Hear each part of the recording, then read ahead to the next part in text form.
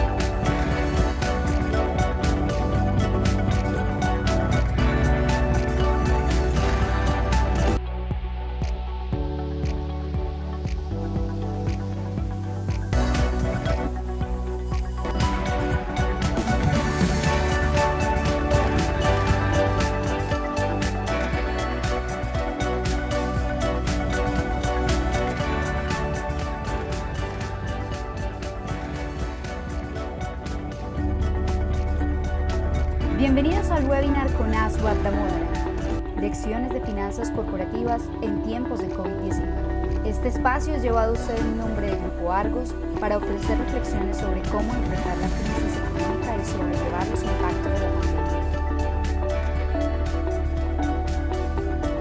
Envíenos sus preguntas al correo comunicaciones@grupoargos.com. Esta conferencia es para usted.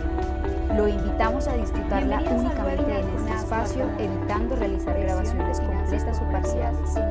Grupo Argos. Inversiones que llevado usted en nombre de Grupo Argos para ofrecer reflexiones. De una pista de vuelo a la pista de abrazos más grande del mundo.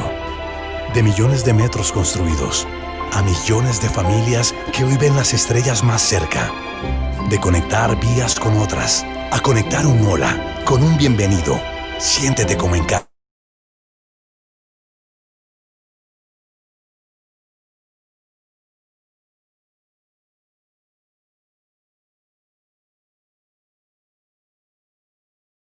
Que cambian la vida de las personas, de innovar, aportando valor a la sociedad y de crear más oportunidades para todos.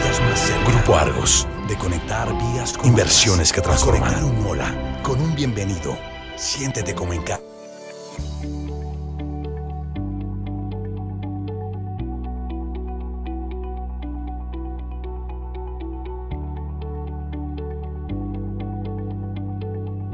Que cambian la vida de las personas, de innovar, aportando valor a la sociedad y de crear más oportunidades para todos. Grupo Argos, de conectar vías con inversiones que transforman. Conectar un hola con un bienvenido. Siéntete como en casa.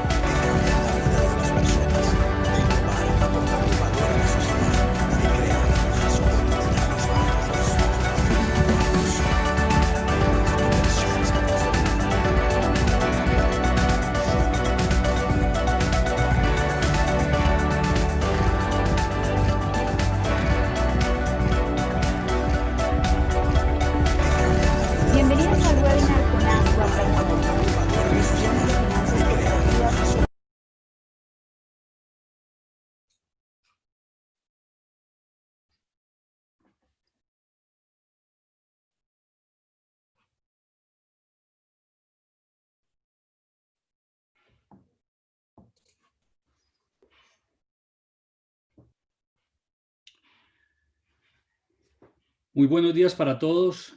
Muchas gracias por acompañarnos a esta conversación. Quiero darle la bienvenida a este webinar de Grupo Argos.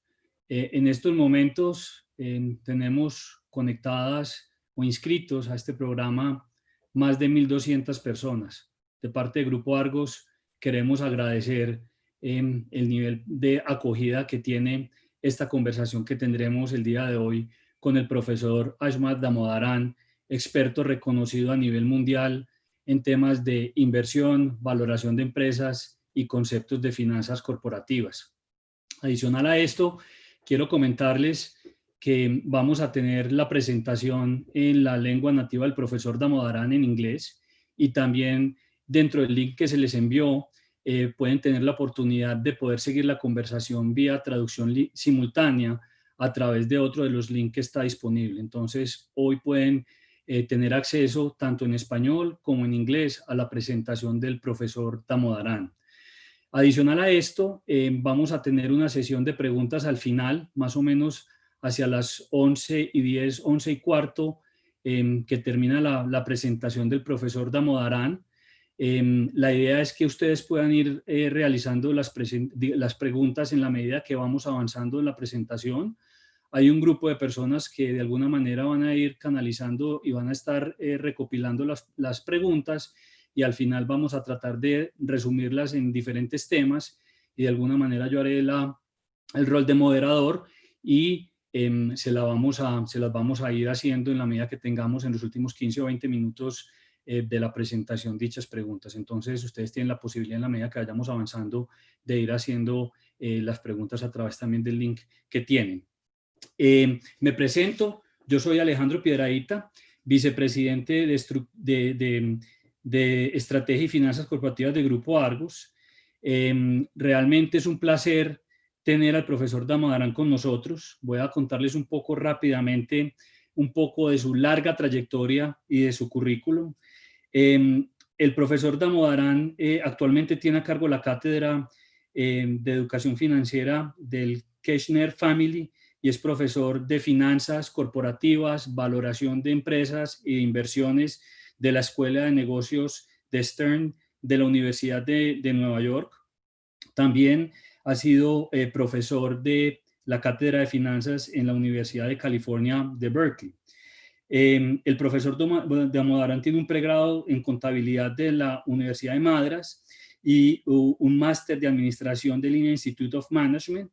Adicionalmente, obtuvo su MBA y posteriormente su doctorado de la Universidad de California, Los Ángeles.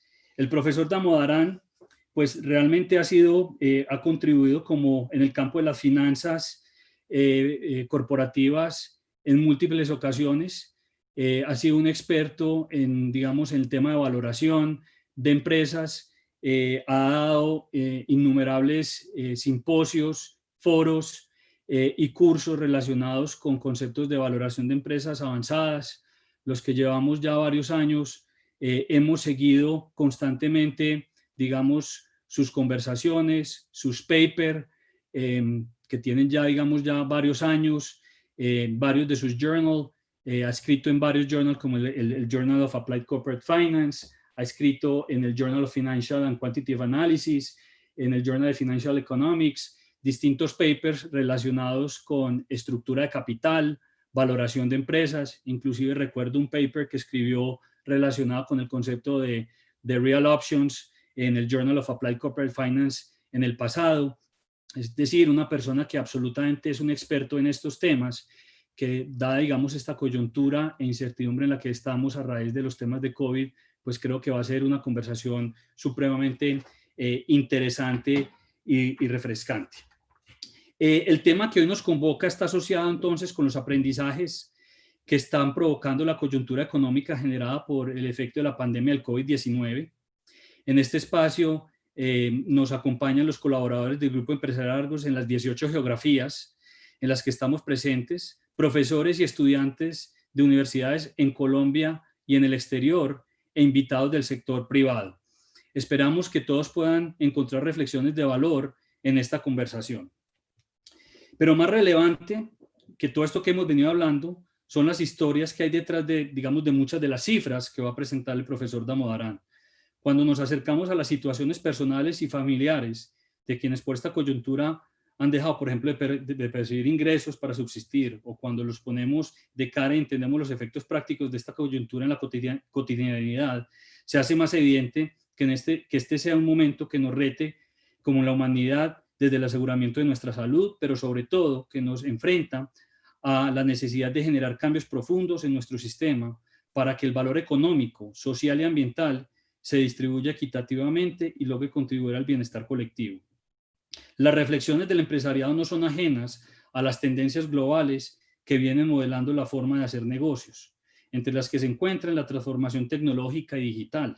No obstante, quizá uno de los mayores cambios tiene que ver con la necesidad que las empresas sean más conscientes del humano, de los valores que espera entre nosotros la sociedad, el vínculo entre los negocios y los principios, lo social, lo solidario y lo empático. Esta nueva visión va a reforzar el rol de la empresa como un actor relevante en la sociedad, que por definición está llamado a convertirse en un ente generador de desarrollo y de bienestar social de largo plazo. En esta línea, la situación que atravesamos o la coyuntura que atravesamos puso de presente que la operación bajo criterios ambientales, sociales y de gobierno corporativo dejan de ser una visión sofisticada de las economías, los mercados y las empresas para convertirse en prioridad para el desarrollo de la actividad económica en todas sus escalas. Muestra de ello es que durante estos meses se profundizó el interés de grandes inversionistas globales por asignar capital y recursos en negocios sostenibles y se ha ratificado la convicción que tenemos en Grupo Argos de seguir liderando prácticas de inversión consciente, operación responsable y en la implementación de prácticas de vanguardia para fortalecer el desempeño de nuestros negocios con visión de largo plazo. Recientemente, adicionalmente, hemos visto una serie, digamos, de información a nivel económico y de resultados que han salido pues en las noticias, etcétera, etcétera. Sin embargo, hay que recordar que, y parte, digamos, de la conversación del profesor Damodaran, están alineados con esa visión de largo plazo. Visión de largo plazo que en Grupo Argos lo vemos de manera optimista.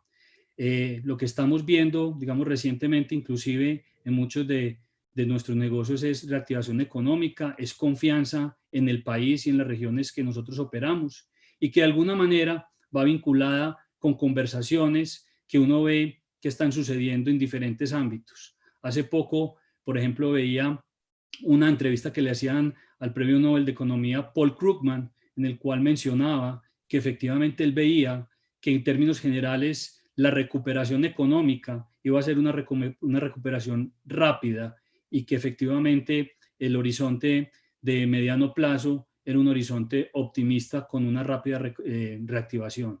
Diferente, por ejemplo, a la situación que se vivió en la crisis, por ejemplo, del año 2008, o inclusive en el caso de Colombia en la crisis del año 99 o el año 2000, que tenían unos, digamos, elementos estructurales y coyunturales mucho más profundos. Aquí vemos efectivamente que hay un elemento de confianza importante, hay un trabajo en equipo consolidado de bancos centrales, de gobiernos, efectivamente, por sacar rápidamente a las economías, lo cual creemos que es un hecho que es muy positivo. Esa es la forma como nosotros lo estamos viendo a nivel de Grupo Argos y nuestras compañías, es que efectivamente creemos que en el horizonte de mediano plazo, efectivamente, hay unas perspectivas muy interesantes de oportunidades y de bienestar para todos. Pero realmente ustedes están aquí para oír al profesor Damodaran. Yo quisiera simplemente dar esta pequeña introducción y ahora sí le doy la palabra al profesor Damodaran para que nos pueda hacer su presentación. Professor, thank you so much for your time, for being with us, and welcome again.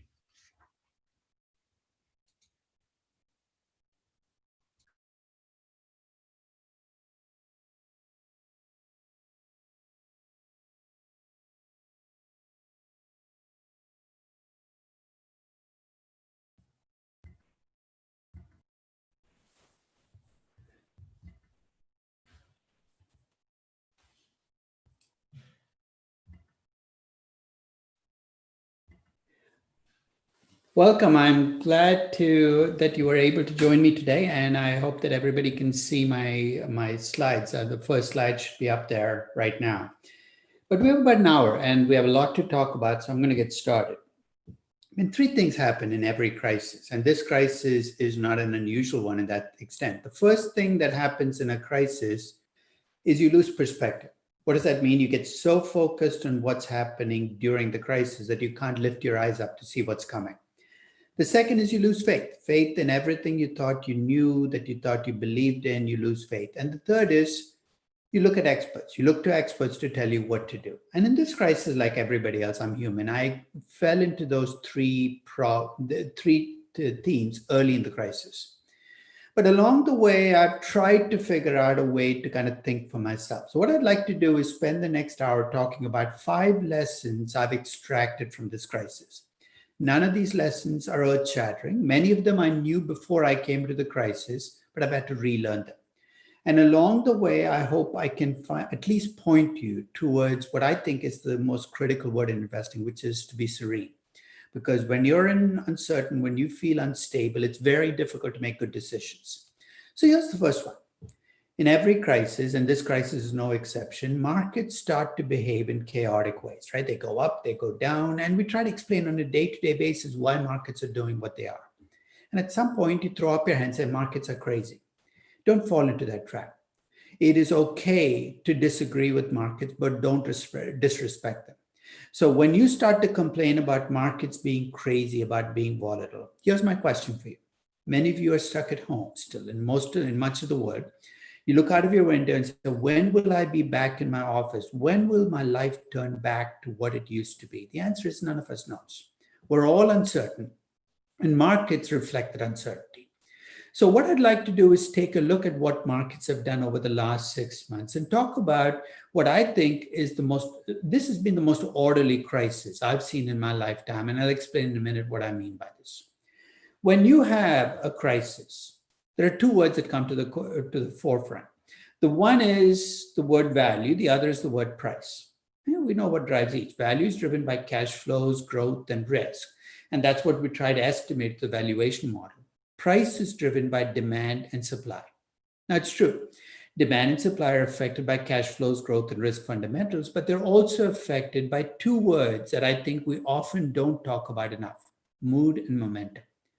In a crisis, markets become pricing games. What that means is at the end of every day, if you're trying to explain what markets did that day, the answer is often because of shifts in mood and momentum. There's nothing fundamental that causes these big shifts. Markets in a crisis become a pricing game. You think, so what? Well, when you think about the difference between the words value and price, there are 3 areas where value and price can lead to different conclusions. The first is value has an upper bound and a lower bound. Let me explain what I mean by this. You give me a company to value. If I'm an optimist on the company, I'll make much bigger assumptions about higher revenue growth and better margins and greater growth in the future to come up with a higher value. But there's a limit to how high that value can be. If I'm a pessimist about the same company, I might give you much lower revenue growth, much lower profits, much lower cash flows, and a much lower value, but there's a lower bound on value. Value has an upper bound and a lower bound. The pricing process has no upper bound or lower bound. Let me give you an example. Many of you might be familiar with Tesla. Now, Tesla is a stock that's a story stock. It goes up, it goes down, and people try to explain why it's doing what it is. So somebody asked me a few weeks ago, what's the highest price Tesla can go to? And the answer is, there's no upper limit in a pricing game. It can go to 2,000, 5,000, 10,000. Because it's entirely driven by mood and momentum, there's no upper bound. I used to think there was a lower bound in price. You know what the lower bound was? 0.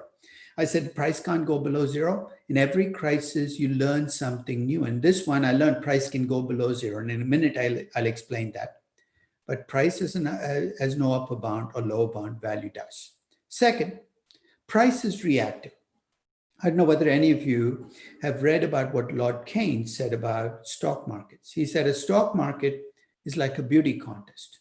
But he said in this beauty contest, Your job is to not judge who the best looking person on the stage is. It's to judge who the other judges think the best looking person on the stage is. That's what pricing is. In pricing, your job is to not gauge what the stock will do in the next period. It's to gauge what other people think the stock will do and then try to get ahead of them. Pricing is a reactive game. Value is proactive. What does that mean? To value something, you always have to look forward. You can't value a company by looking backwards. Value is proactive, price is reactive. And third, price and value can differ, but when they diverge, there's this view that price has to converge on value, to which my response is why? Price can be different from value and can stay different. So if you believe that something is undervalued and you buy it, there's no guarantee you will make money because price and value can continue to be different. So keep those in mind, because I'm going to take you through the history of what this crisis has shown us. Over the last 6 months, and I tracked this crisis back to February 14th of 2020, which is when I started the clock on this crisis, this market has behaved in three phases. And I'm going to use 2 US equity indices to illustrate the three phases, and then I'll go more global in a few slides. In the first 5 weeks, between February 14th and March 20th, here's what happened. Stocks just collapsed. The S&P 500 was down more than 33%. The NASDAQ was down. Stocks were down tremendously in those first 5 weeks. That's a meltdown phase. So you see that leading in, stocks were doing well. February 14th to March 20th, you had a meltdown. And on March 20th, if you talk to any expert, they'd have said, flee, the end is near. Then stocks seemed to turn around. Why? We have no idea. Mood shifted, momentum shifted. And over the next 3 months, or the next 2 months, between March 20th and May 22nd, stocks went up almost as dramatically as they went down. I tell people who just joined the market last year, you saw a bear market in 6 weeks and a bull market in the following 6 weeks. Most people have to live a lifetime to see these two, but you saw them all in a 12-week period. And after May 22nd, stocks have consolidated on an upward bound. So this has been a market that's played out in 3 acts, a terrible first act and much more upbeat second and third acts. We'll come back and talk about what might have caused the shift, but keep that in mind. Now, stocks were selling down. Now, and you look across equities around the world, you saw global equity indices reflect this shift. And this is just a selection of equity indices from the Americas, Europe, Asia, across the board. And you can see across the board, you can see the same phenomenon play out in every part of the world. You see that first 5-week period where stocks collapse, stocks recover in the following 2 months, and then they consolidate and grow. So across the world, you've seen this 3-phase process for this crisis. I'll come back and take a closer look at equities around the world, but I want to look at other markets. Now, stocks have been collapsing around the world in those first 5 weeks. People got scared. And when people get scared, there's what's called a flight to safety. What does that mean? People sell risky assets and they try to hold on to something safe. And for much of the last few decades, that safe investment has been US Treasuries. So between February 14th and March 20th, as people were selling stocks, selling risky assets, they were buying treasuries. We buy treasuries, you push up the price, you push down the yield. And if you look at that 5-week period, take a look at what happened to US Treasury yields. The 3-month yield, the short-term treasuries dropped from about 1% down to 0%. So basically they dropped. The T-bond rate, the 10-year bond rate, dropped from about 1.6% down to 0.7%. The 30-year bond, across the board, US Treasury rates dropped in those first 5 weeks. Now notice it all happened in the first 5 weeks. Because after the end of March, US Treasury seemed to have gone into a coma. They've settled at much lower rates.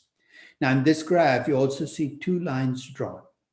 On March 15th, the Federal Reserve announced the first of its big actions. It announced that it was going to do what it did in 2008 and 9. It's called quantitative easing. It's a fancy word for it. They were going to buy US Treasuries to keep rates low. Remember, much of the drop in rates had already happened by the time the Fed made this announcement. On March 23rd, in a much more consequential announcement, in my view, the Fed announced it was going to expand its quantitative easing, but it also said it's going to be a backstop in the private lending markets. What does that mean? It was going to buy corporate bonds. It was going to lend money to companies that needed the money, something the Fed usually doesn't do. That was on March 23rd. Now, if there's a date on which this crisis turned, March 23rd was that day. Because after March 23rd, US Treasuries might not have done much, but I'm going to look at two commodities and track them through this period. The first is oil. The second is copper. They're both economically sensitive commodities. And in the first 5 weeks between between February 14th and March 20th, they both collapsed.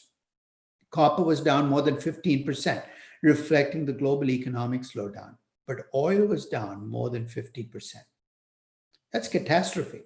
So the oil market is reflecting not just the crisis, but something else. Maybe the fight between Russia and Saudi Arabia, whatever it is, oil prices were down more than 50%. But look at what's happened in the week since. Copper has almost completely come back. It's now trading higher than it was before the crisis. Remember, these are two commodities that reflect the global economy. For better or worse, the copper market seems to be saying, hey, the global economy is going to come back from this crisis. Oil is back, but not to the level copper is back. Oil is back from its lows, but it's still down more than 20% from its pre-crisis levels. So those are two economically sensitive commodities. Incidentally, there are two oil prices I track. One is Brent oil, which is global oil, and the other is West Texas crude, which is US oil. Remember I said every crisis teaches you something? In this crisis on April 19th, you see the price of West Texas crude, it dropped to minus $32.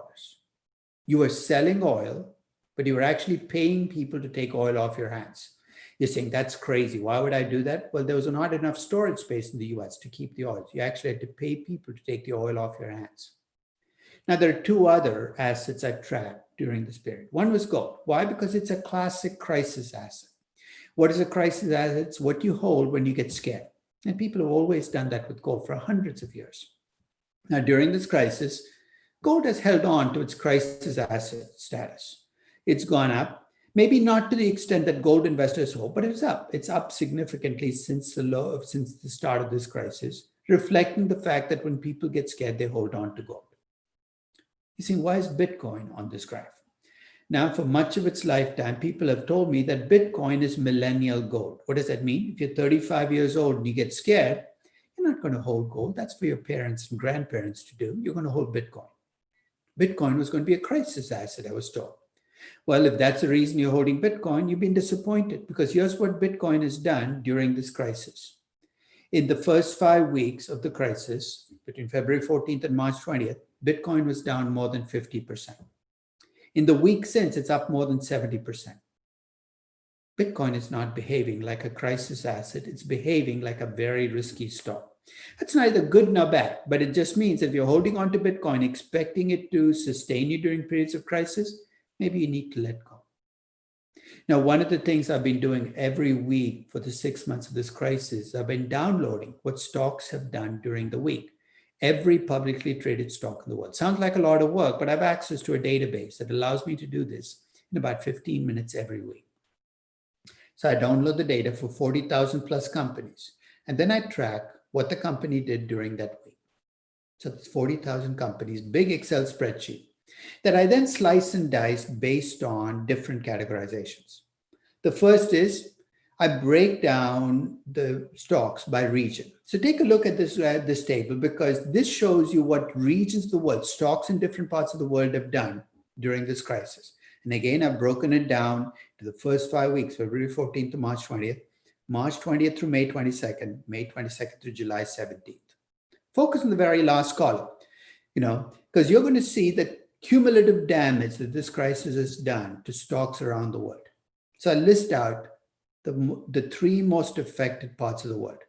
The worst affected region of the world in terms of stock prices being damaged since February 14 has been Latin America, down about 24%. Then comes Africa, then comes Eastern Europe and Russia. Three emerging market regions have been the worst affected part. In fact, the worst affected developed market has been the UK, and that's because Brexit has been around.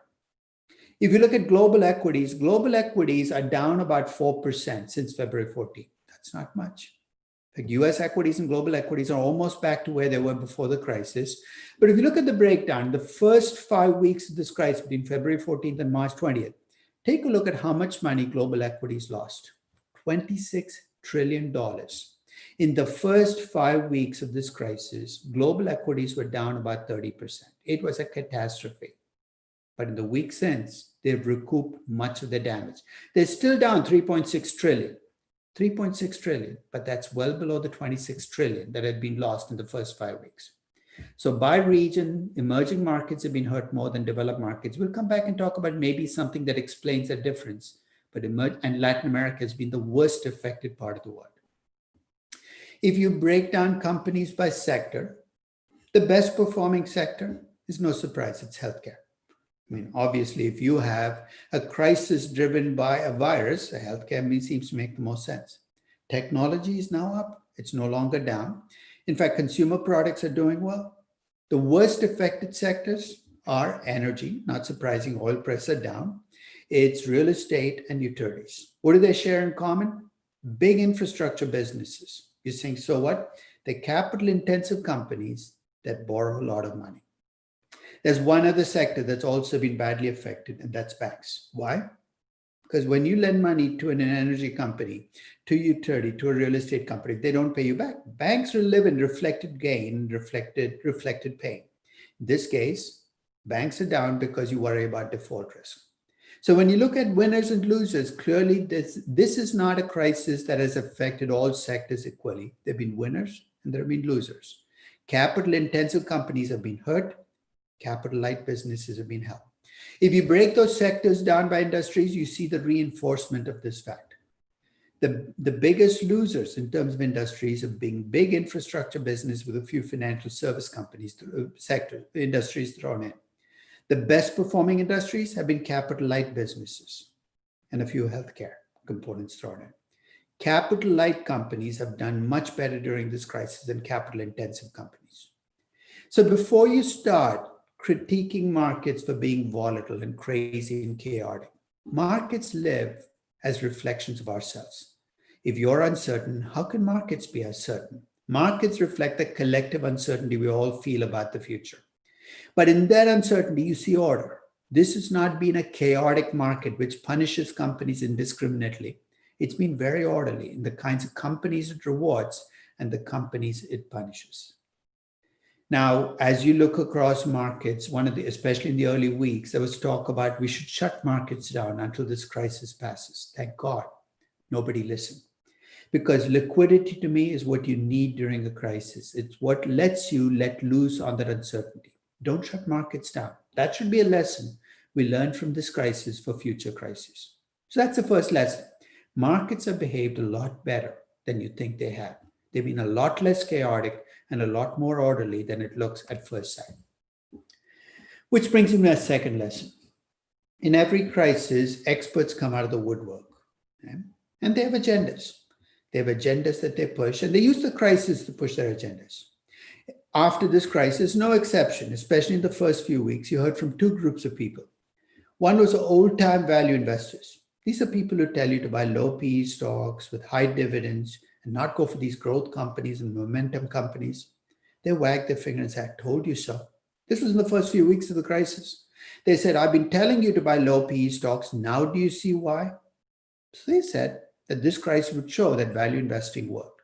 The second group of people who came out after this crisis, and this was especially true in the US, were people who hate buybacks.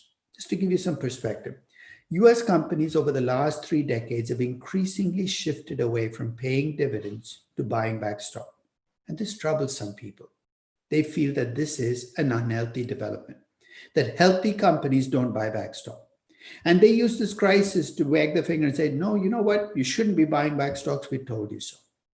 Now, one of the things I've learned during any time you hear experts is don't just listen to them, check the numbers, because often they make up stuff as they go along. So let's start with the value investing story. Now, I'll give you some history on the value investing story. For much of the last century, the 20th century, value investing beat growth investing. You're saying, what does that even mean? Low PE stocks did much better than high PE stocks. Low price to book stocks beat out high price to book stocks. That was through much of the 20th century. Then you get to the last decade, things got upended. For the first decade in the last 100 years, growth stocks did substantially better than value stocks.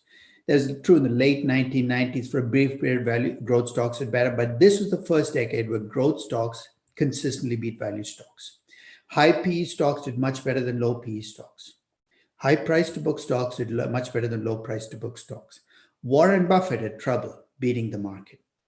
So during this decade, here's what value investors have been telling us. It's a passing phase. Just wait for a crisis, and then you're going to see why value investing is the right way to go. They told me I should be buying stocks with low PE ratios and high dividends. So I said, okay, is that true? So when this crisis hit, I decided to check whether value investors were right, whether I should be looking at stocks with low PE ratios and high dividends. So here's what I've done.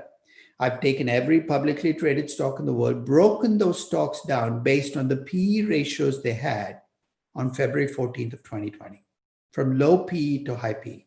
And here's what I found. If you look at the last column, low PE stocks have done a lot worse than high PE stocks. So remember that advice about buying low PE stocks? If I'd listened, I'd have lost about 13 to 14% of my money instead of making the 10% that I made by buying high PE stocks. When I looked at dividends, same thing comes through. Low and non-dividend paying stocks have done much better than high dividend paying stocks. Listening to value investors would have given me a very perverse effect. I'd have made worse returns than not listening to them. In fact, I'm going to add to the damage here. If I'd listened to value investors and avoided high momentum stocks that have done well in the past, that would have been bad advice, because those are the stocks that have done best during this crisis. Put simply, if value investing was failing before this crisis, it's failing even more during this crisis. So the bottom line here is values fail this test. Doesn't mean it's permanent. It could still come back. But if you're waiting for a crisis for value to come back, it's not happened during this crisis. And in my view, there's a good reason for it. To me, value investing has fundamentally lost its way. It's become rigid. It's got all these rules, have no idea where they come from. It's become ritualistic. There are things you're supposed to do as a value investor. Go to Omaha, read security analysis, do this, do that. And it's become very righteous. Value investors have become finger waggers. They wag the finger and say, you're wrong, you're being shallow. And by being rigid, righteous, and ritualistic, I think value investing has set itself up for a fall. So I think of myself as a value investor, but I don't, I define value in a much more dynamic way than old-time value investing. I don't see why, to me, the definition of a good value investment is the value is higher than the price. But that definition doesn't stop me from buying high growth companies. I don't see why value investing has to restrict you to mature, boring companies. Why shouldn't I buy a young growth company? In fact, I'll make a confession. I bought Tesla in June of 2019. And Tesla is the exact antithesis of a company that a value investor would suggest. A company that pays no dividends, has negative cash flows, huge growth potential, lots of uncertainty. But I think we need to rethink what value means. So value investors told me to listen, but during this crisis, if I'd listened, I'd have lost money. Let's look at the buyback people. Let me set up again the story. Over the last 3 decades, and this graph kind of reveals it, US companies have increasingly shifted away from paying dividends to buying back stock. Remember, the effect on companies of paying dividends and buying back stock is exactly the same. Cash leaves the company and goes to the stockholders in different ways, but it goes to the stockholders. But over the last 3 decades, US companies have shifted away from dividends to buybacks for lots of different reasons, but they've shifted away. And this has troubled people. And there are many people who believe that the shift to buybacks is unhealthy. It's making companies more distressed, potentially puts them at greater risk. So early in this crisis, when the airlines and Boeing got into trouble, many of these buyback people said, look, we told you so. These companies wouldn't be in the trouble that they're in if they hadn't been buying back stock. So I said, okay, let's see if that's true. So here's the first thing I did. I broke down companies by how much cash they returned in 2019. So here's the hypothesis. The more cash, the more trouble you should be during a crisis. And this table reinforces that notion. It is true that companies that returned more cash to their stockholders last year are in more trouble than companies that returned less cash. You're saying, I told you so, you shouldn't be doing buybacks. But then I broke down companies into 4 groups. The first group of companies did both dividends and buybacks last year. And what I've tracked is the returns during this crisis. So focus on the green part of this graph. The green columns, that will tell you the total returns. So companies that did both dividends and buybacks have been hurt more than companies that did just dividends or just buybacks. And if you look at companies that did neither, of course, those are the companies. So let's start with the easy conclusion. Companies returned no cash in 2019 were better off in a crisis than companies that did return cash. But among companies that returned cash, if you focus on companies that paid only dividends or bought back only stock, guess who's felt the more pain? It's dividend-paying companies that have felt more pain, not companies that just bought back stock. So if I had a choice, if I'd known this crisis was coming as a company, would I have returned less cash in 2019? Of course, but that's neither here nor there. This graph kind of shows you that if you have a culprit here, don't pick on buybacks. Maybe you don't want companies to return cash at all, but that strikes me as strange. The reason we invest in companies is we want them eventually to return cash. And that basically is what you see playing out in this graph. So here's the real culprit. It's not dividends. It's not buybacks. It's not PE ratios. If you want to find a variable that best explains why some companies have been hurt more than others, here's the secret ingredient. It's how much debt you have. The more debt you have as a company, the more you've been hurt during this crisis. Remember I said Latin American companies are among the worst affected by this crisis? I'll tell you my hypothesis for why. Latin America has a disproportionately large number of natural resource and manufacturing companies. You're at the heart of the storm. They tend to also have companies with a lot of debt. You bring those two things together, you got the perfect storm. And that, I think, explains more than any other why Latin American companies have been worse affected than the rest of the world during this crisis. There's one other thing I want to add to this discussion. One of the constructs I use in both my corporate finance and valuation classes is a life cycle. I argue that companies, like human beings, are born, they're startups, then they're young growth companies. Think of those as toddlers. They become teenagers, then mature companies, then they decline, and then they die. Morbid thought, but companies age and decline and die. So if you look at companies across the life cycle, their cash flows vary. Early in a life cycle, you have young companies, the cash flows tend to be negative. Why? Because you're not making much money yet, and you're reinvesting huge amounts to get future growth. And as companies mature, their cash flows start to go up. They're going to decline. Those cash flows start to decline. You're saying, so what? If you look at young versus old companies, you could argue that young and old companies, you can look at them through a financial balance sheet. Young companies derive the bulk of their value from the future, from growth assets. Mature companies get the bulk of their value from existing assets. Young companies tend to be predominantly funded with equity. Mature companies tend to use debt more. You think, so what? During a crisis, there's an argument to be made that companies at every stage in the life cycle are affected but differently. Young companies are affected because they lose access to capital. And without access to capital, you can't cover those cash flows. You get into trouble. You can't grow as much. Old companies are affected by a crisis because of what it does to existing assets. During a typical crisis, young companies get hurt more than old companies. You go back to 2009, you go to 2001, you look at every crisis, young companies are the ones that are hurt the most, mature companies get hurt less. That's a typical crisis. This crisis has been anything but typical. Here's one thing I did. I broke down companies by life cycle, by how old they were. I looked at their corporate age from the day of founding. The youngest companies have actually increased about 6.6% since February 14. During this crisis, the youngest companies have seen their market caps go up. The oldest companies have seen their market caps go down. This crisis, like the virus that caused the crisis, seems to be affecting older companies more than younger companies.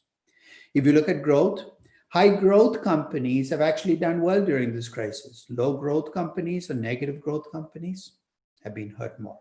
This is a crisis that's affected older, more mature companies in a much more negative way than younger, higher growth companies. So I've thought about a reason why this might be true. And I think the secret ingredient that explains the difference is how risk capital has behaved during this crisis. You see, what the heck is risk capital? Risk capital is capital invested in the riskiest businesses. It takes the form of venture capital to young companies. It takes the form of hedge funds that invest in the youngest, riskiest companies. It takes the form of IPOs, where young companies go public. During a typical crisis, risk capital goes away. I'll give you an example. If you look at venture capital, in the 2008 crisis, look at what happened. Venture capital collapsed. The last quarter of 2008, there was almost no venture capital to be had. During a typical crisis, venture capital disappears. During this crisis, there was a dip in the first quarter of 2020 during the heart of this crisis, but it wasn't a big dip, and venture capitalists stayed in the game. More of it might be going to older, it might be directed away from the youngest, from the angel financing, but it's still that. Venture capitalists stayed in the game. In fact, in the second quarter of 2020, venture capital was almost back to where it was in the second quarter of 2019. That's very atypical of a crisis. When you look at IPOs during a typical crisis, IPOs collapse. In the last quarter of 2008, that last crisis, there was only one IPO in the entire US market. IPOs dried up and almost disappeared. It's pretty typical during a crisis. During this crisis, IPOs have stayed in the game. Again, after a brief dip in the first quarter of 2020, in the second quarter, IPOs are back. In fact, IPOs in 2020 were almost back to where they were in the second quarter of 2019. Now, as risk capitalists stayed in the game, one of the numbers that I've tracked during this crisis is a number called an equity risk premium, and it's an implied equity risk premium. Basically, what I do is I back out from stock prices what investors are charging for investing in equities. Now, remember, when people get scared, the price of risk in the equity market should go up. Equity risk premium should go up. When people get happy, the equity risk premium should go down. In a typical crisis, equity risk premiums go up and stay high. So I'll give you an example of what happened in 2008. In 2008, equity risk premium, see this black line? Started about 4.4%, peaked around 7.8%, and then stayed well above 4.4% for the rest of the year. That's a typical crisis. The price of risk goes up and stays up. In this crisis, here's what happened. In the first 5 weeks, it looks just like 2008, right? The price of equity risk in the S&P 500 goes from 4.8% to almost 7.8%. That's the peak, March 23rd. See what's happened since? By the end of July, equity risk premiums in the US were back to where they were in February 14. For better or worse, risk capital has stayed in equity markets. Now, as the price of risk changes, not just US equity risk premiums that change, it's risk premiums around the world. Now, some of you might be aware, I compute equity risk premiums for different countries around the world. In fact, the entire global equity risk premiums I compute on my website usually twice every year. Once on January 1st and again on July 1st. So this year, on January 1st, I estimated the equity risk premiums by country. So let me focus on Colombia because you should know, close to home. Start of 2020, the equity risk premium at computed for Colombia was 7.08%. That's a historic low. It's never been that low in all of my computations. Why was it so low? Because the equity risk premium in the US was low, 5.2%, and the added equity risk premium for each country is based on sovereign default spreads, and they were at historic lows at the start of 2020. That's 7.08%. This year, on April 1st, I decided to re-estimate equity risk premiums. Why? Because the market had become so much more risky. Remember, this was the peak of the crisis. The equity risk premium for Colombia went from 7.08% to 9.5% on April 1st. Why? Because the equity risk premium for the US went up and the default spreads across the board on sovereign debt went up as well, 9.5%. July 1st, I revisited the number. It's back down to 8.03%. It's pretty amazing, right? It's not quite back to where it was at the start of 2020, but it's well back towards where it used to be. It's been an incredibly volatile year for equity risk premiums. You know how this plays out in corporate finance? One of the key numbers a company needs is a cost of equity and a cost of capital. This has been an extraordinarily volatile year for both numbers. Even if your company wasn't changing, the price of risk was changing so dramatically. So this has been a year where equity risk premiums have been on the move, but the big story is how much they've reverted back to where they were. Now, incidentally, I've also been keeping track of corporate bond issues. During the 2008 crisis, the issues of high yield bonds, risky companies stopped issuing bonds because people wouldn't buy them. This crisis has been very different. Corporate bond issues have stayed high, but more importantly, high yield bond issues have continued. In fact, June of 2020 was an all-time high for high yield bond issues. Another part of the story, there's something different about this crisis. In the corporate bond market, risk capital has stayed in. Risky companies have been able to issue bonds during this crisis. Now, if you look at the price of bond risk, just like the price of equity risk, during the 2008 crisis, default spreads on corporate bonds went up and they stayed up across the board. Take a look at, for instance, through 2008, what a typical BBB rated bond was doing. BBB rated bond, the default spread went from 2% to 6% over the course of 2008. That's what happens in a typical crisis. In this crisis, take a look at what's happened. Take a look at the BBB bond spread. The first number is the January 1st number. The red number is what the default spread was on July 17th. Default spreads are back to where they were before the crisis. So let's step back. Across the board, across these markets, what are you seeing? In the first 5 weeks, you see the price of risk go up, and then in the following weeks, risk capital comes back, the price of risk has dropped back. So I've thought about what's different about this crisis. Why is this crisis playing out so differently than other crises? One is the nature of this crisis. In a typical crisis, here's what tends to happen. Economies tend to implode. Markets tend to implode first, and then the economy follows. Remember in 2008, it was the markets that collapsed at this last quarter of 2008, then the economy slowed down in 2009. In most crises, markets go first, economies follow. That wasn't true in this crisis, right? On February 14, markets were actually doing pretty well. Then what happened? We shut the global economy down. So this crisis, the sequencing is off, and that might be playing a role.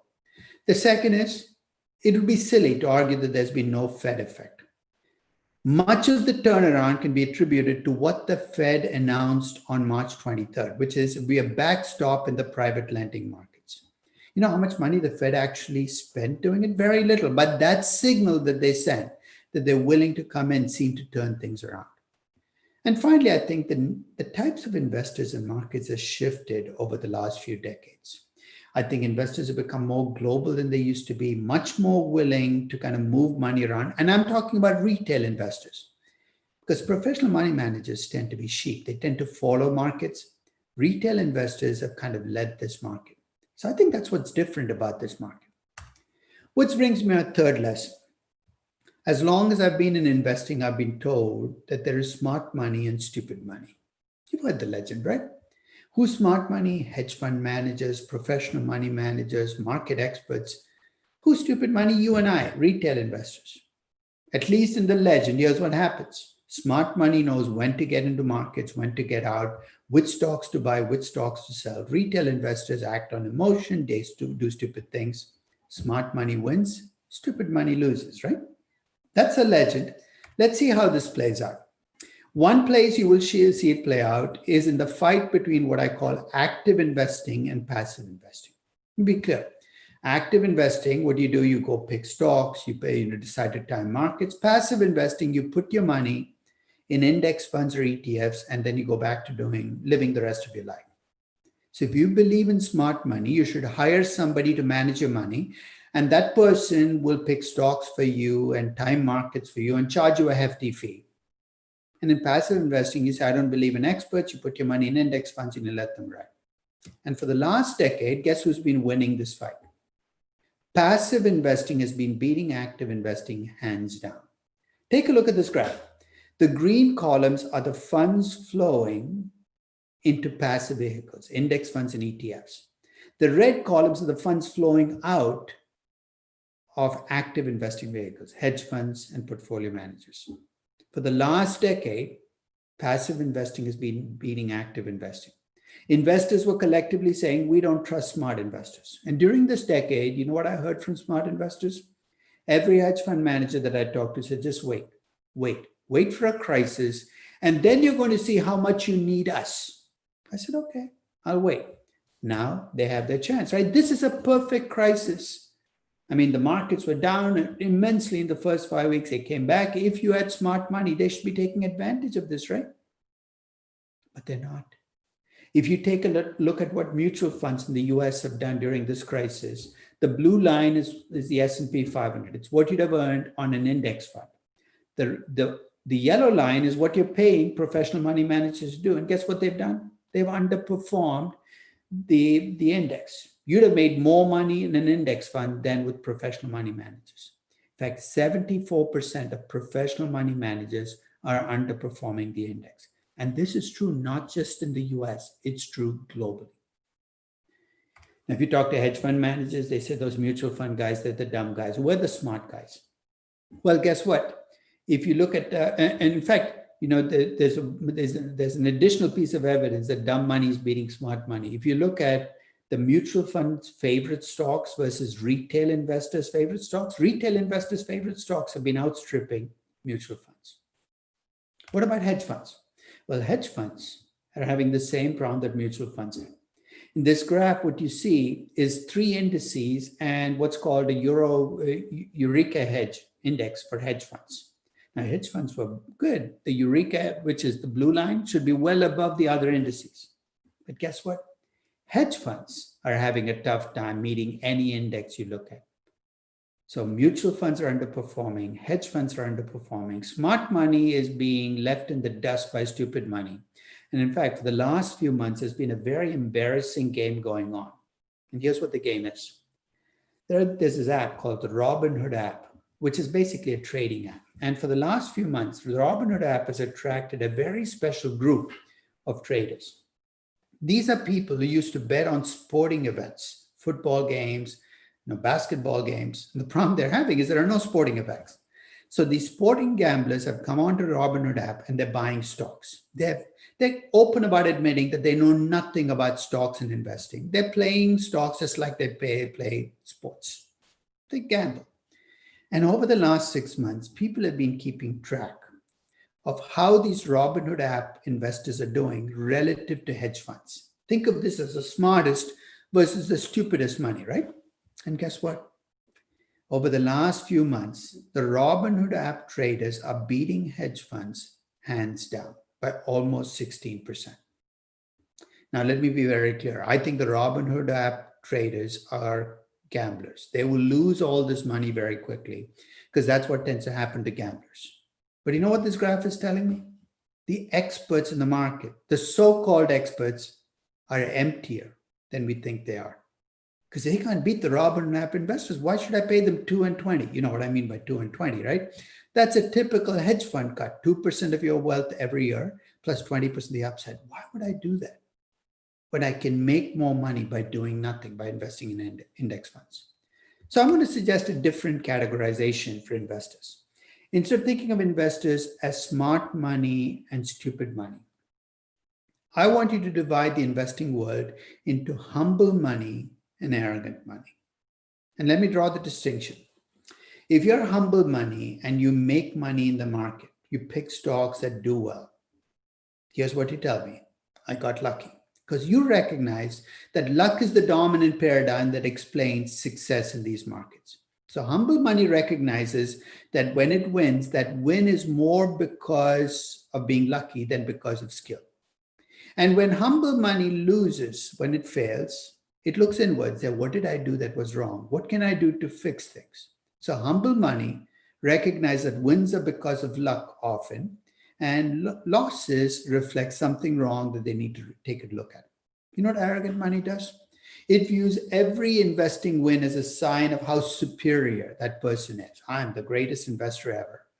And every failure is a reason to blame somebody else. The Fed did it, markets are shallow. It's always somebody else's fault. If I were to pick somebody else to manage my money, I want that money to be humble money, not arrogant money. So if you're looking for somebody to manage your money, look for humble money. Don't go to the people who went to the best schools, who keep talking about how smart they are. They're the most dangerous people to manage your money. Which brings me to my fourth lesson. In every crisis, you're told the fundamentals don't matter anymore, that you should abandon them, that this is a crisis. You can't go back to basics. Really? For every year for the last 30 years, I've valued the S&P 500. You value the entire index. How do you value it? Based on expected cash flows, which for the index are going to take the form of dividends and buybacks. You put in a growth rate, based on what people are expecting, earnings and cash flows to grow. And you discount those cash flows back at a required rate of return. You think, what's there? Well, it's a risk-free rate plus an equity risk premium. So that's how I would have valued the S&P 500 at the start of this year, and I did. But then the crisis hit. And I was told that markets have gone crazy. And you've heard the arguments, right? You're saying, how can you explain markets going up but the economy is doing so badly? Well, let's start with both parts of the statement, because they're both true, right? The economy right now is in shambles across the world. How can it not be? We've shut the economy down, but markets seem to be going up. You're saying, how do you explain that disconnect? Second, we're told that markets are in denial. There seem to be, markets don't seem to be incorporating the reality that things could get a lot worse before they get better. Now let's take that argument apart. In this graph, here's what I have. See the green line? That's what real GDP growth has done by quarter in the US going back to 1960. So the green line shows you what the US economy is doing every quarter. See the red line? That's what US stocks have done every quarter. Here's what I did. If you look at the table at the bottom, I looked at the correlation between those two numbers. Here's what I found. There's almost no correlation between what stocks do and what the economy does in the same quarter. You think that's crazy. Why shouldn't there be? Because markets are not supposed to reflect what's happening right now. They're supposed to be forecasting the future. And they do that job. In fact, if you look at the correlation between stock returns and what the economy does 3 or 4 quarters ahead, the correlation goes up to about 0.28. Markets forecast the economy, and that's what they're trying to do. But the correlation is still only 0.28, which means they're noisy forecasters. Markets can be wrong, but they're trying to forecast the future. So if somebody asks you, how do you explain stocks going up but the economy is doing badly? Remember, stocks are not supposed to reflect what the economy is doing right now. They're supposed to reflect what they will do in the future. So here's the bottom line. Equities collectively around the globe, and especially in the developed markets, seem to be saying the worst is behind us, things will get better. We're going to get back to normal. Now, you can disagree with that, but that's what's being built into markets. So on June 1st of 2020, the S&P 500 was back to 3,030, close to where it was before the crisis. And people were asking me, well, is the market crazy? Are investors irrational? So here's what I decided to do. I decided to do a valuation of the S&P 500 using the same fundamentals I'd have used before the crisis. But I was being realistic. Here's what I did. I said, look, the crisis is going to hurt earnings in the near term. That's definitely true. We can debate about how much earnings will drop, but it's absolutely true that earnings will drop in 2020 and 2021. We also have to assume that some of this damage is long-standing. Some of these airlines and cruise line companies are never going to come back. So we could ask how much of this damage is permanent. The damage is also going to translate into lower dividends and lower buybacks, less cash flows. It's also going to push up risk premiums. So I said, look, I'm going to try to revalue the index by making realistic assumptions about those things. So let's start with earnings. To make my best judgments about earnings, remember, this is June 1st, 2020. I looked at what people were forecasting for earnings for the near term. Now, before this crisis hit, people were forecasting that earnings in 2020 would be about 4 to 5% higher than earnings in 2019. 2019 earnings were 163 for the S&P 500. Now, after this crisis, they've become a lot more pessimistic. Earnings in 2020 are expected to be down. How much varies depending on who you ask, but the range varies from like a low of 110 to a high of 150. So earnings in 2020 are going to be down, and earnings in 2021 are also going to reflect the damage. So I'm going to make my best estimates, but this is what analysts are forecasting in earnings. As for cash flows, in 2019, US companies returned about 90% of their earnings as cash flows, dividends and buybacks, which is much higher than the historic norm. Well, maybe we will go back. Companies will get more reluctant to return cash. We have to make a judgment on what that number will be, but you can see a track record, a history of what US companies have returned as cash flows. And finally, if you look at the price of equity risk, the equity risk premium, I have this going back to 1960. And if you look at a high number for this, it'll be about 5.5%. The low number is about 2%. I have a basis, at least, for making my best judgment. So I have a sense of what earnings, cash flows, and equity risk premium should look like. Here was my story for the market on June 1st of 2020. I expected earnings in 2020 and 2021 to be down substantially. In 2020, I thought earnings would drop from 163 to 120. That's about a 25% drop. And in 2021, they will come back, but not by enough to make up for all the loss. In fact, I think 20% of the earnings drop that happens in 2020 and 2021 is permanently gone. The cruise lines and the airlines never coming back. I also assume that dividends will be cut about 20% in 2020 and buybacks by about 50%. Companies tend to be much more willing to cut back on buybacks than on dividends. I assumed an equity risk premium of 5.58%. That's a very high number given the history you saw on the last page, but I think we're in a crisis, higher risk premium. And the T-bond rate was down to about 0.66%. I valued the S&P 500. Remember, the index was at 3,030. I valued the index with much lower earnings, cash flows, and a much higher risk premium. The value that I got for the index was 2,930. That's within 4% of what the index is actually trading at. I'm not trying to explain away the index, but I would be so quick to jump to the conclusion that markets have gone crazy. Because there is a plausible story you can tell for the index to be at 3,030. In fact, you can take my estimates and disagree with them. Here's what I did. I took my own assumptions about earnings and cash flows and risk premiums and disagreed with my own assumptions. I did what's called a Monte Carlo simulation. In a Monte Carlo simulation, what do? You allow your inputs to vary. And I came up with an estimate. You see that distribution in value? Here's what I use the distribution for. When people tell me stocks are crazy, I look at that distribution. And you know what? It brings me back to it. I might disagree with markets, and you might disagree with markets, but don't be so quick to jump to the conclusion that markets are crazy. Because markets reflect a consensus view of the economy. And that consensus view can be very different from your or my view of the economy. Which brings me to my final lesson. I have been teaching and talking about valuation now for almost 35 years. And I'm troubled. I'm troubled by how valuation has changed over these 35 years. And I'm troubled because of two very positive developments that have helped us in valuation. One is we have a lot more access to data than we did. And the second is we have a lot more powerful tools than we did. You're saying, why is that troubling? Those are two good things. One of the problems with having a lot more data and a lot more tools is we've become so dependent on those tools, we've lost sight of what the end game is in valuation. A lot of valuation classes have become classes in Excel. Right? You build spreadsheets. And I think to do valuation right, you got to step back and think about what it is that makes for a good valuation. And I'll tell you what I tell every one of my valuation classes.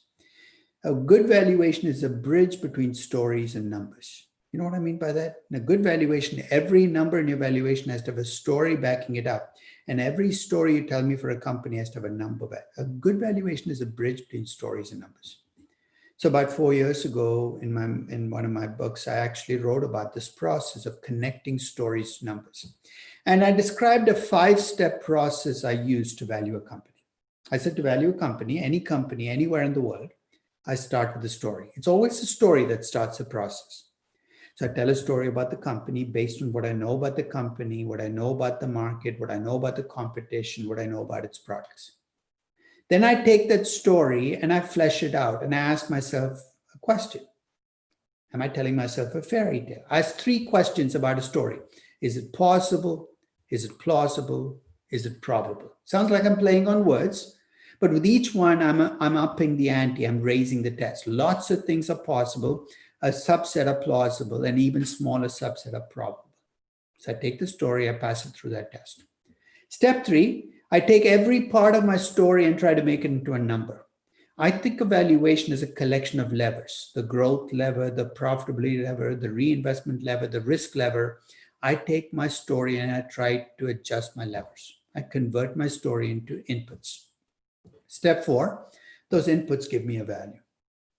My story has now become a value. I feel pretty good about myself, right? in step 5, I show my story and valuation to other people, and I let them ask me questions. Basically, I want to find out what they disagree with on my story. And I try not to get defensive and say, look, you're wrong, I'm right. I try to listen because I want to make my story better.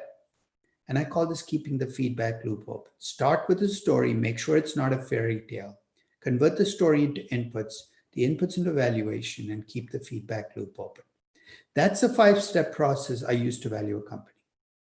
That's how I valued Tesla in January 2020. Just to give you some background, I valued Tesla in June of 2019 at about $200 per share. Stock was at its absolute bottom. People are giving up on the company. And I bought the shares at 180. I got incredibly lucky because over the next 7 months, Tesla kept going up and up and up. And in January 2020, I revisited Tesla and I valued it. So I'll go through the process. I told a story about Tesla. And in my story, here's what I saw happening to Tesla. I saw Tesla becoming one of the largest automobile companies in the world, the 5th largest automobile company in the world, 130 billion in revenues by year 10. It's going to take quite a climb because in 2020, Tesla is only about 30 billion. I see their revenues going from 30 to 130 billion. That's a pretty optimistic story, right? I assumed that as they grew, their margins would converge on tech company margins, not on automobile company margins. A typical automobile company makes margins in about 5-6%. I saw Tesla being able to revolutionize the process and make double-digit margins, 12% margins. I also assumed that as they grew, they would be able to reinvest much more efficiently than a typical automobile company, that Elon Musk would figure out a way to be able to get more revenues from less dollars. So sales to cap ratio of 3 is much, much higher than a typical automobile company. So I'm telling an upbeat, optimistic story of a growing and profitable company that's able to get there without much reinvestment. With that story, the value that I got for Tesla was about $430 per share. The stock was actually trading on the day that I did this valuation at 640. Remember, I'm owning the stock. I bought it at 180. I sold Tesla at 640. Now, those of you who tracked Tesla since, you know what's happened since, right? The stock is up to almost 1,500. So ask me the question, do I regret selling too early? Not for a moment. I have to remember what brought me to this dance. I came because I thought I could value companies. I have to stay true to it. I made a lot of money on Tesla. I have no regrets. But basically, my valuation of Tesla, start of 2020, reflected a big story I was telling for Tesla. Then this crisis hit. And in fact, if you look at what the crisis did, it basically, if you look at it, as you see both valuation tests, the one I bought it at, one I sold it at, and then the crisis hit. And the crisis hit, early in the crisis, I actually tracked what companies I thought would be most helped and most hurt by the crisis. I argue that if you sold discretionary products, you're people intensive, you had lots of costs, fixed costs, interest expenses, you would be hurt more than companies without those. So think of this as a very simple heat map. The closer you get to the red, the more you're going to be hurt. And I argue that investing in a post-virus economy, you could have 4 different strategies. One is what I call my bargain basement strategy. You go to companies that have been hit the most, which have low debt, and you buy them and you hope that they come back. The second is you buy companies that have been hit the most, but they might go under, but you buy hoping that they come back. The third is you buy what's called safety at a reasonable price. These are safe companies that are going to be less affected by the crisis, have big cash flows. Think of the tech companies, right?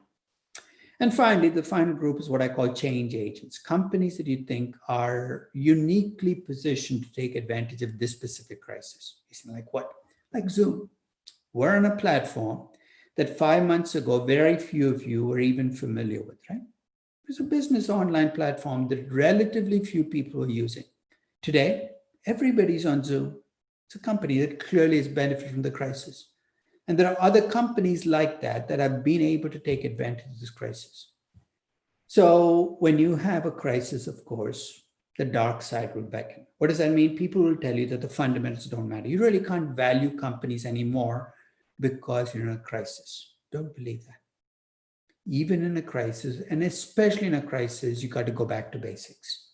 Remember that storytelling sequence I talked about? I stick to that sequence even more carefully now than I did at the start of 2020. In fact, in March of 2020, I took on my website, I have an Excel spreadsheet that you can use to value companies, and I created a Corona or a COVID version of the spreadsheet. Nothing fancy. I took my fundamentals and I broke out how this crisis is going to affect my fundamentals. And I'll tell you, the biggest problem people are having in valuing companies right now is the numbers right now that you're looking at are imploding. Why? Because 2020 is going to be a terrible year for most companies. Imagine valuing Marriott or United Airlines or Ford with 2020 numbers. Things are going to look terrible. I said, look, take the crisis, tell me what's going to happen in 2020 because of the crisis. Get all the bad news out.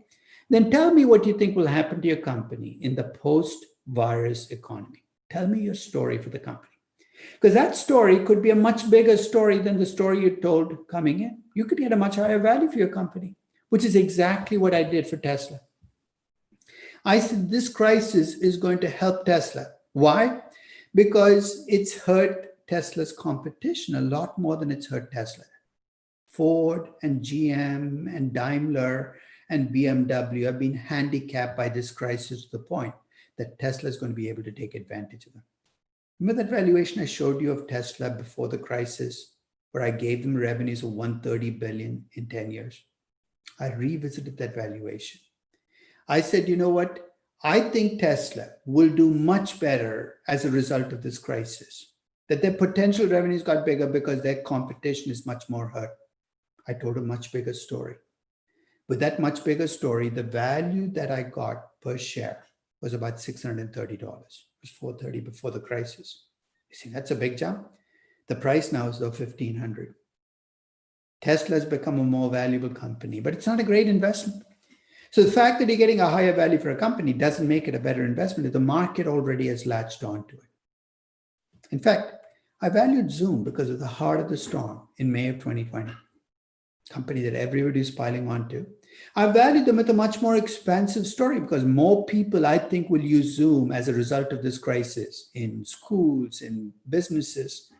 I gave them a much bigger revenue. In fact, the revenues I gave Zoom were about $15.6 billion in year 10. This is a company that had less than $1 billion in the year leading into this valuation, $15.6 billion. That's about twice the size of the revenues I gave Zoom before this crisis. The value that I got with this much bigger story was over $71. But at $132 or $147, I'm not buying Zoom. It's a company that is a more valuable company, but it's not a good investment. Finally, I valued Boeing. If there's a company that's tailor-made to be hurt by this crisis, it's Boeing, right? Think of why. It's an old, mature company with a lot of debt. It makes aircraft. Who buys aircraft? Airlines. And every airline is on the verge of bankruptcy. I valued Boeing at the height of its problems in March of 2020. I told a pretty depressing story of Boeing, of lower revenue growth, bigger losses, and a 15% chance it wouldn't make it. And I got a value of $161. The stock was trading at $132 that day. Boeing is going to be hurt by this crisis. Its story is going to get more cramped and less valuable. But guess what? It's a good investment. Good companies can be bad investments. Bad companies can be good investments. I own Boeing. I don't own Zoom. But my point is with Tesla, Zoom, and Boeing after the crisis, I'm going back to basics. I'm doing exactly what I did before the crisis. Because more than ever before, that's what you need in a crisis, is to have a foundation, a structure you can use to make sense, even as people around you are losing their heads. That's all that I had to say. So I'm going to turn my sharing off and turn the session back. So if you have any questions, you can ask me those questions. Professor Damodaran, thank you so much for your very revealing and good presentation about what's happening right now in terms of the equity and capital markets and the current situation. First, I have two questions. Yeah. First, I would like to say hi to some of the people from Grupo Argos. So let me switch into Spanish. quiero saludar a las personas, a los 130 colaboradores de Grupo Argos que hoy están tomando o hacen parte de un curso sobre finanzas para no financieros que arrancó en mayo del año 2019. Este es su último módulo, básicamente relacionado con temas de estructuración de proyectos. Teníamos como invitado al doctor Damodaran presencial en Medellín. Por razones obvias, decidimos hacerlo de manera virtual, pero también tuvimos la oportunidad de poder compartir su presentación no solamente a nivel de los 130 personas que están tomando este curso, sino también todos los colaboradores de Grupo Argos y personas que se han inscrito para tomar este lecture o conversación. Así que a todos ellos, muchísimas gracias y gracias por darnos la oportunidad de tener al profesor Damodaran en su último lecture de este curso que montamos en mayo del 2019. Let me, Professor Damodaran, I have 2 or 3 questions here. I would like to start. The first one will be about active and passive investors. Right. Because if you look the situation, for example, not only in Colombia, but also in Latin America, that liquidity in equity capital markets is a major issue. Mm-hmm. When you have this massive group of passive investors, that is affecting clearly the liquidity of stocks. So you have on the one hand, the benefits of the low costs and the performance that you just presented to us of passive investors. And on the other hand, you have active investors that also have a very important, contribution to liquidity and to create a more efficient market. So when you have that situation in developing countries, how you handle the situation of passive against liquidity. Let me explain the question into Spanish. Yeah. La pregunta que le hago al profesor Damodaran tiene que ver con la situación entre activos o inversionistas activos e inversionistas pasivos. Como él lo mostró en su presentación, veíamos cómo los inversionistas pasivos han tenido un mejor desempeño que los inversionistas activos. Sin embargo, los inversionistas activos son supremamente importantes para darle liquidez a las acciones. Y el tema de liquidez es un tema que es fundamental en estos mercados y más en los mercados emergentes, como es el caso de Colombia, donde uno de los problemas serios es de liquidez. Entonces, ¿cómo puede uno balancear, digamos, esas fuerzas entre lo que está pasando con los inversionistas pasivos y el tema de liquidez y formación de precios?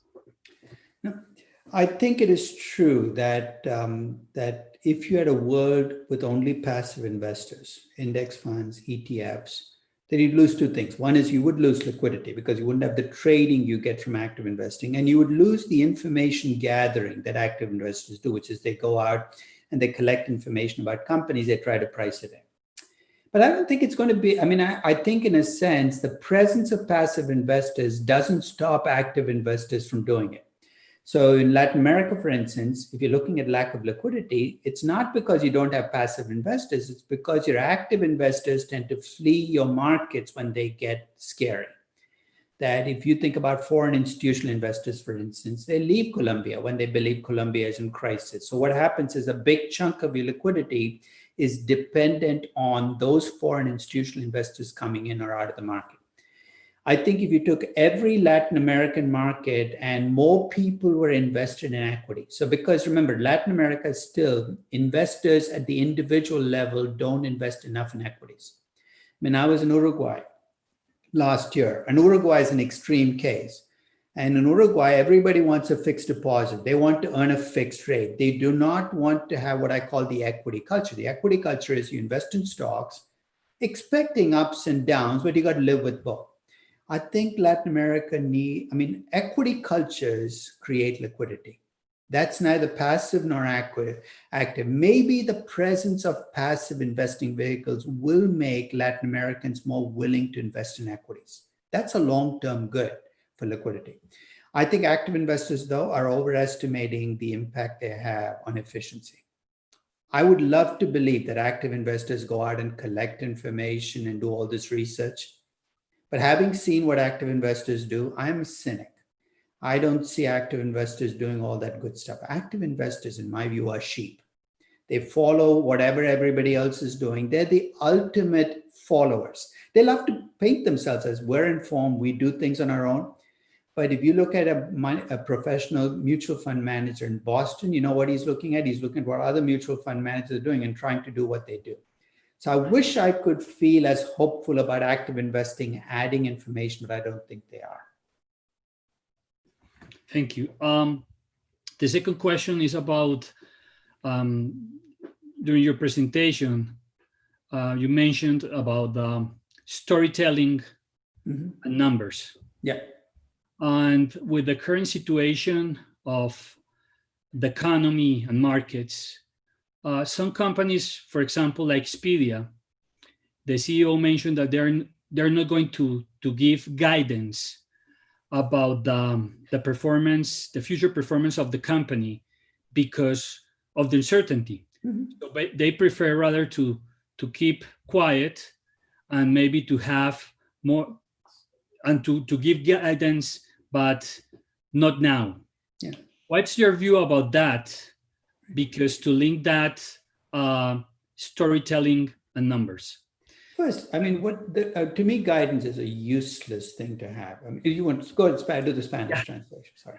La pregunta que le estoy haciendo al profesor Damodaran tiene que ver con darle información de guía al mercado. Las compañías escritas en bolsas normalmente en sus reuniones con inversionistas dan guidance de lo que están viendo hacia el futuro.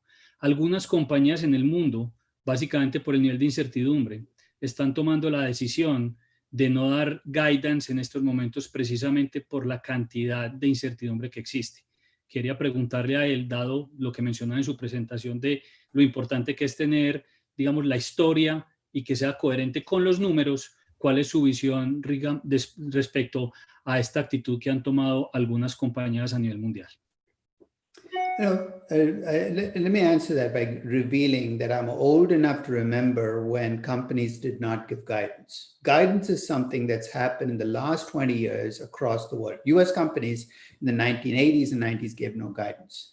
So I think guidance is always a mixed blessing because what the company is trying to do is get analysts on the same page when it comes to earnings in the short term. But guidance is really not storytelling. It's about telling you what will happen in the next month, the next quarter, the next year. Story is about what you see for your company in the long term.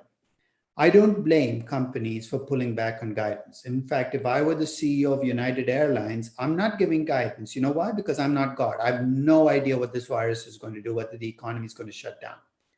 But that's not going to stop me from telling my story about what I see United doing in the post-virus world.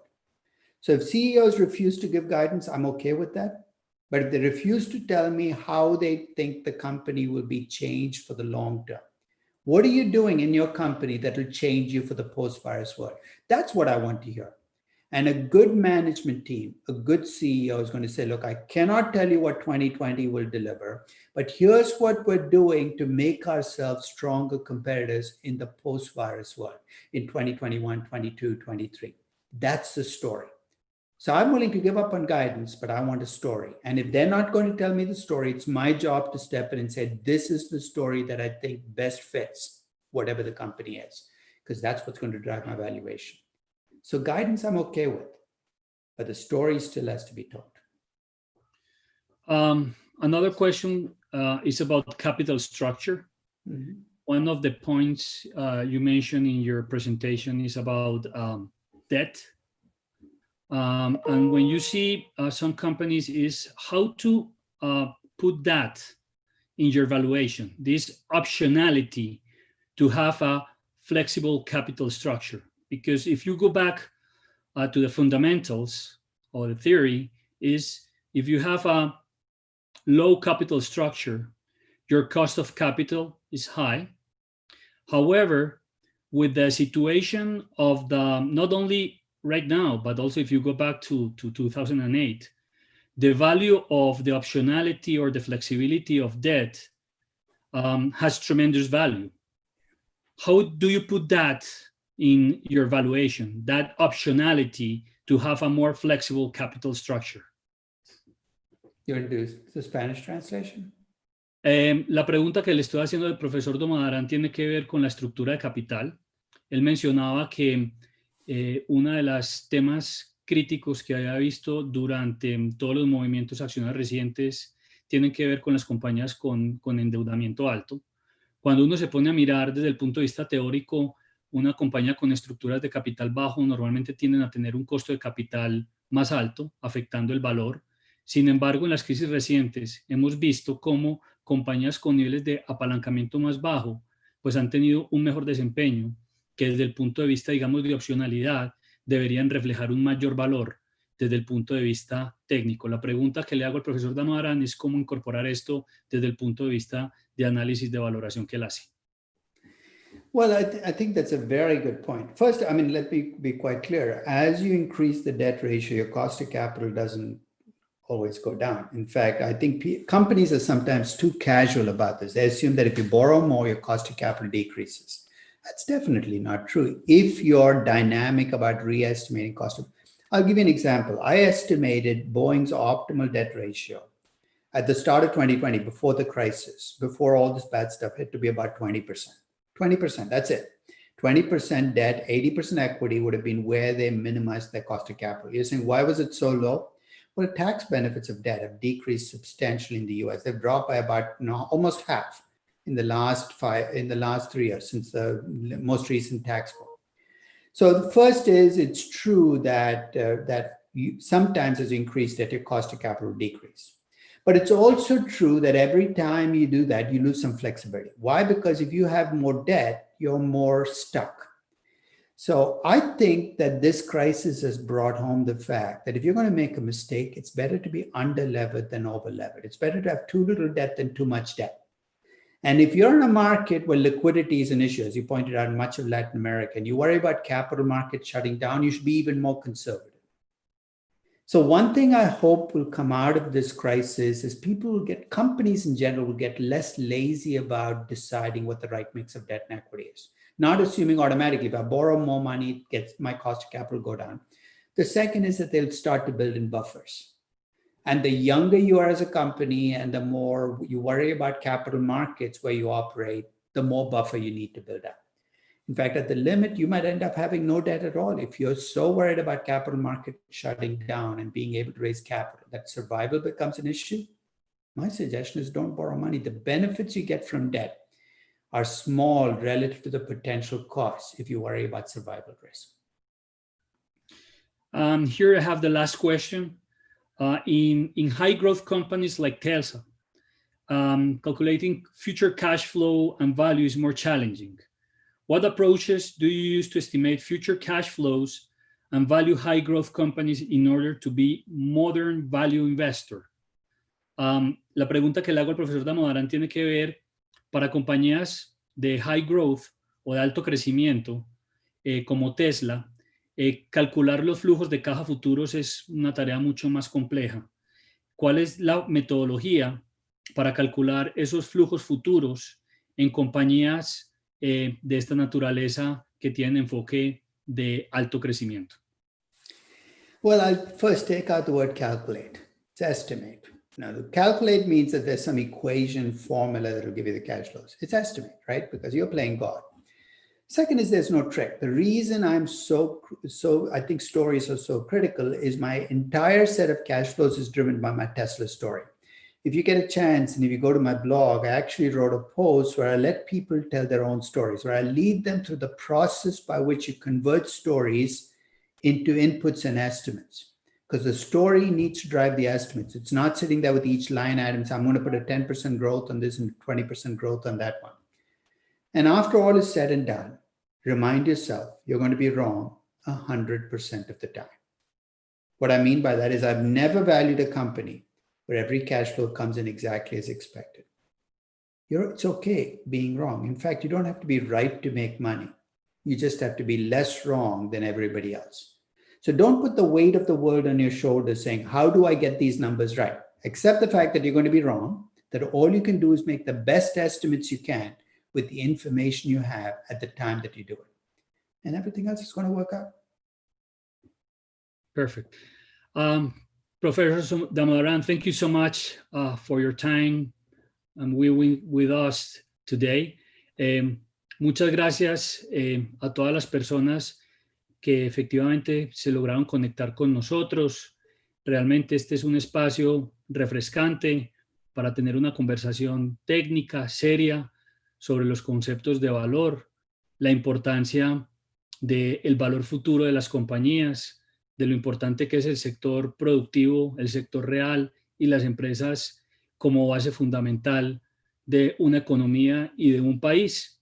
Y a todos, de nuevo, de parte de Grupo Argos, de todos los 14,000 colaboradores, muchísimas gracias por haberse conectado el día de hoy y haber tenido esta conversación.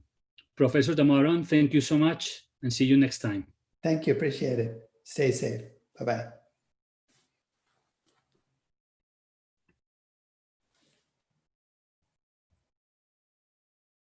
A millones de familias que hoy ven las estrellas más cerca, de conectar vías con otras, a conectar un hola con un bienvenido, siéntete como en casa. De 250 megavatios solares a más de 6 millones de árboles sembrados.